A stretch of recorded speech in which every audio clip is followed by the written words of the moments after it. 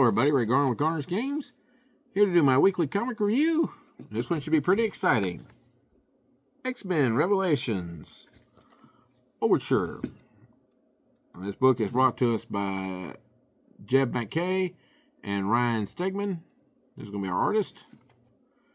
And this is our, I believe, basically third setup book, but second official setup book for the Age of Revelation story arc. We start in a village being visited by Topaz and Psylocke after it's been devastated by a storm. And this young girl, who has the power to fix things, gets her power amplified by Topaz, where she's able to fix the entire village. Only for a few seconds later for Topaz to get her head blown off by our friendly neighborhood skinless sniper.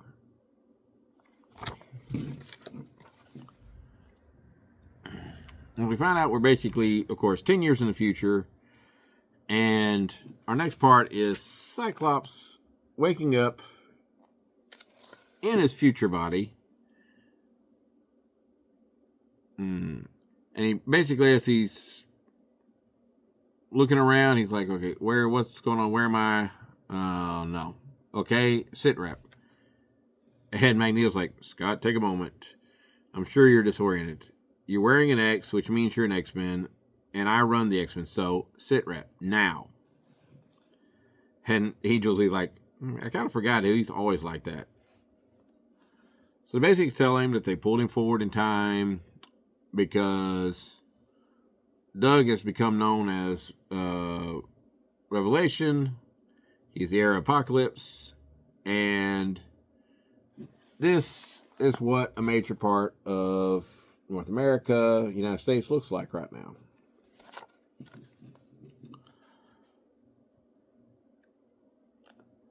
They give him the lowdown on what Doug has done, and for the most part, he's going, I'm not seeing the problem here. And of course, we cut to Doug finding out about Topaz being killed, and he's quite upset with Psylocke for letting her get killed.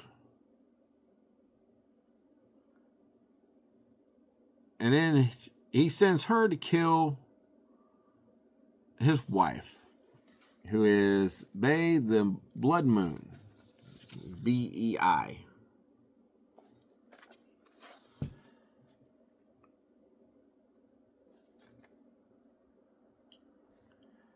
And I know we've done a lot of changes in Doug in the last 20 so years.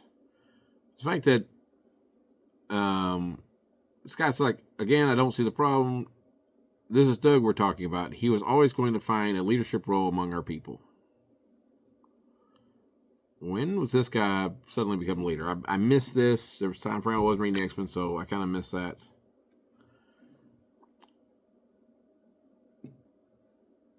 But we also, at this point, find out that we also brought forward Beast in his future body. His reaction to it was quite bad. And again, Cyclops is still like, okay, I'm still not seeing the problem. Doug's an X-Men. Mutants are thriving. This is the best answer we've had since Krakoa. And he goes, as I told you, this land was built on genocide and a lie. Both were paid for.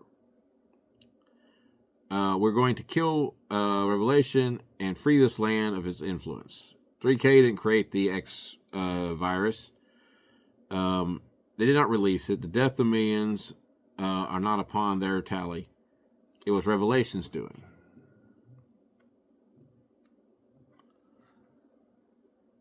And we end up with a pretty cool fight scene between Revelation's, I'm going to call her now his ex-wife, and Psylocke.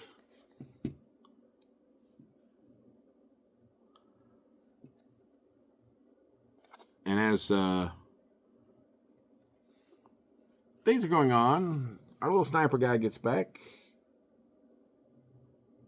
only to be spotted by a kid in the bushes And as he goes to shoot him, Psylocke won't let him shoot the kid.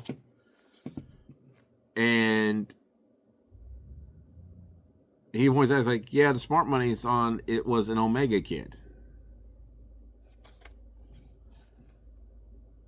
So that's what he looks like in this new age.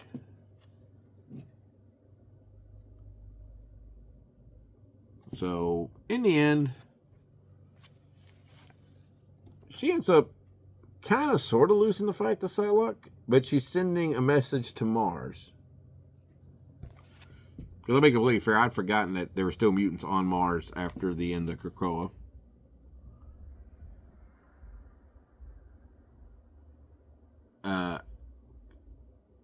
And as we're running away, we get a classic sound effect of claws being popped.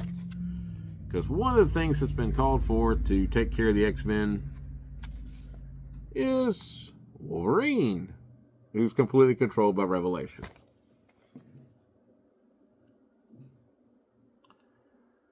And he promptly kills Magneto and Forge in very short order.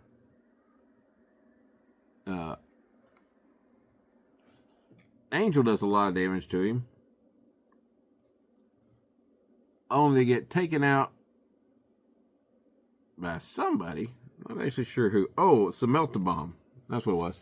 He threw Forge's Melt-A-Bomb at Archangel to take him out. And then we get Zorn taking off his helmet to try to kill Wolverine, as he himself is also dying.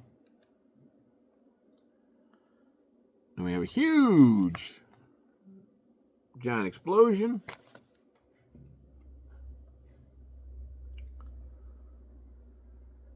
Most everybody rushes to get out. But as we find out, Wolverine doesn't quite die from this. Then Revelation shows up to talk to his wife, pointing out that apparently she has killed Psylocke and didn't leave a body.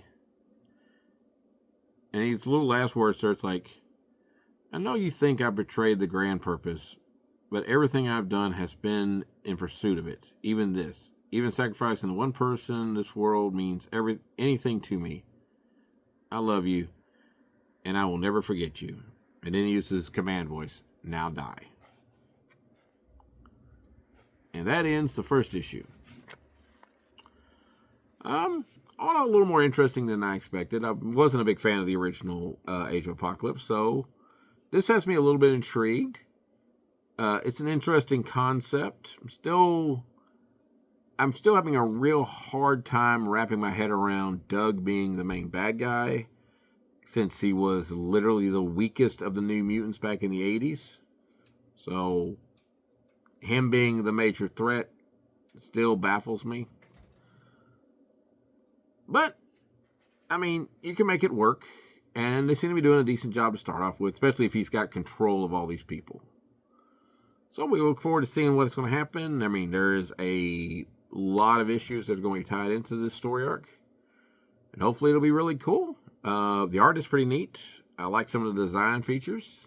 So check it out. And we'll see you next time. It should be spectacular.